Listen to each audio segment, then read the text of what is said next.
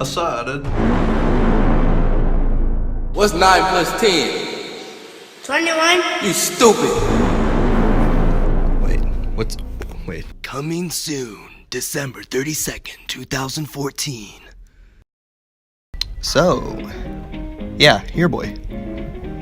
Zach, this has nothing to do with our project. Oh, okay. Alright, cue the intro.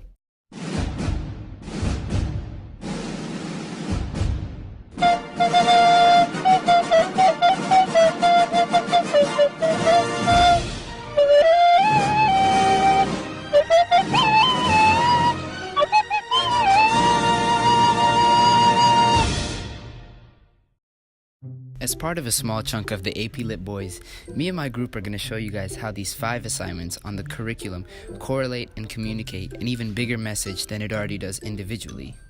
So what do these 5 pieces say about the human condition as a whole? Well, personally, I think... Well, I'm glad you asked. Why don't we dive into the sound and the fury first, shall we? Wait, so what do they say about the human condition? Oh my God, can you let me do what I need to do? You see, my group and I believe that mankind's excessive obsession with anything plays a huge role by influencing the events around them and how they act.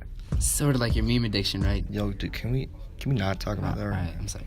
Why don't we take a look at the Sound and the Fury, shall we? Okay. If we take a look at Quentin's section and pinpoint the part where his father gave him the watch, we can see Quentin's obsession and how it corresponds with our claim. For instance, take a look at when his father says, "I give it to you," meaning the watch. Not that you remember time, but that you might forget. You know what? What do you think, Anas? You haven't said a thing while you're recording us. Quentin cannot accept what he feels is Caddy's promiscuous acts, and because of his past, Quentin can no longer sense the premises of any values in life. As it states, his obsession with the past could not let him move on and live in the present. Hey, that's pretty good. Alright, now on to Dr. Horrible. So this one's easily noticeable.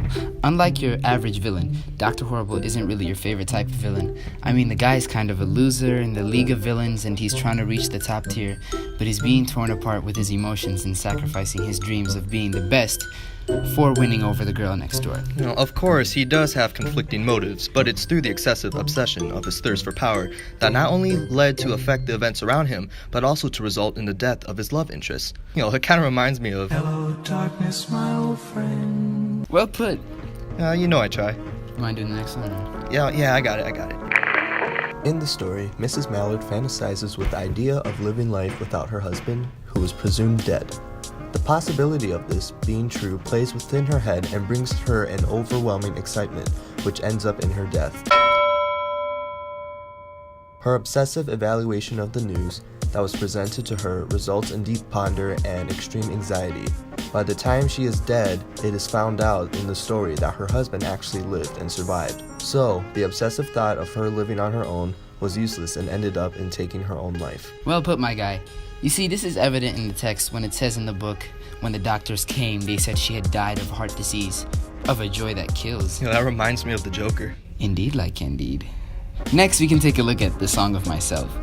The man in the poem is very prideful, nothing like Kanye West or anything, but he's very obsessed with the fact that he's a descendant of his American relatives, and that he was born in the same environment as they were. With this knowledge, he sees himself as superior and unstoppable to what he's able to achieve, and does not see himself slowing down until the end of his life. Of course, that pride in his American blood is not only evident in the front cover of the poem, but also in the part of the text where Whitman says, "Born here of parents, born here from parents the same, and their parents the same." And also the part where he says, "I arbor for good or bad, I permitted to speak every hazard." Now the next one's like some freaky mind-bending Inception type of story. Like, y'all can just imagine like Harry Potter, but like on apple juice. Or chocolate milk, I guess. Chocolate milk! So the yellow wallpaper deals with the mental aspect of obsession and how it's parallel to my group's claim. The narrator has an obsessive tendency of studying the yellow wallpaper in her room. Her obsession and isolation causes insanity within herself and ends in her tearing down the wallpaper because she thinks there is a woman inside.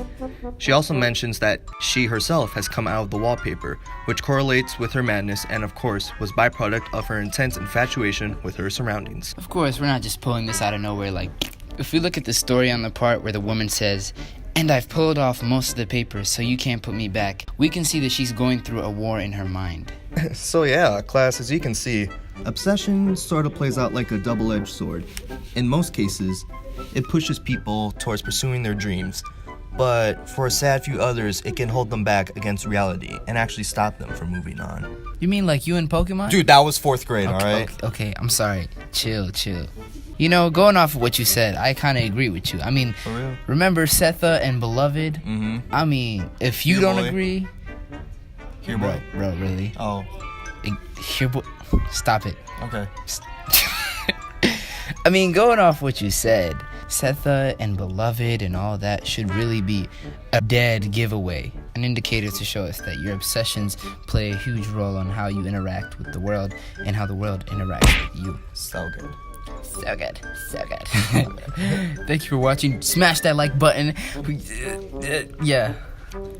Yeah. So yeah, please make sure to smash that like button and subscribe. We are doing a giveaway at 50 million followers, which is probably not going to happen, but we will make it happen. Don't stop dreaming on the AP Lit Boys.